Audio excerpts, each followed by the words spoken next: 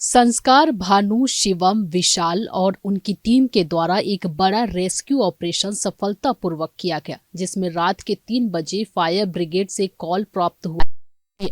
जैसी ही सूचना टीम मौके पर पहुंची और गाय को नाले से सुरक्षित बाहर निकाला। इस रेस्क्यू में लीलावती भगवान दास गौ सेवा सदन और उसके संचालक सुरेश जिंदल, आशीष सोनी, नरेश चंद्रवंशी और फायर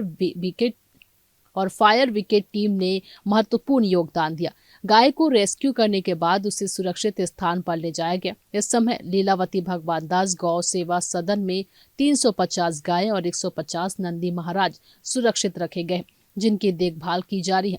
खास तौर पर लंपी वायरस महामारी से बचाव के लिए गौ माता और नंदी महाराज को विशेष चिकित्सा सुविधा और देखभाल दी जा रही है। वहीं आपको बता दें कि इसका मुख्य जोन भाटा गांव में निरंतर सेवाएं चल रही है। यहाँ 24 घंटे एम्बुलेंस उपलब्ध है ताकि किसी भी घायल या बीमार गाय को तत्काल सहायता मिल सके। टीम का प्रमुख उद्देश्य यह सुनिश्चित करना है कि किसी भी दुर्घटना या हादसे में गाय को तुरंत इलाज मिल सके। वहीं संस्कार भानु, शिवम, विशाल और उनकी टीम ने सभी से अपील की है कि यदि कहीं भी कोई घायल या गाय या गौ माता दिखाई देता है तो तुरंत उनके दिए गए हेल्पलाइन नंबर पर संपर्क कर सकते हैं। टीम का मानना है कि सबकी मदद से ही गौ माता की सुरक्षा और देखभाल सुनिश्चित की जा सकती है और वे इस नेक कार्य में हर संभव प्रयास कर रहे हैं।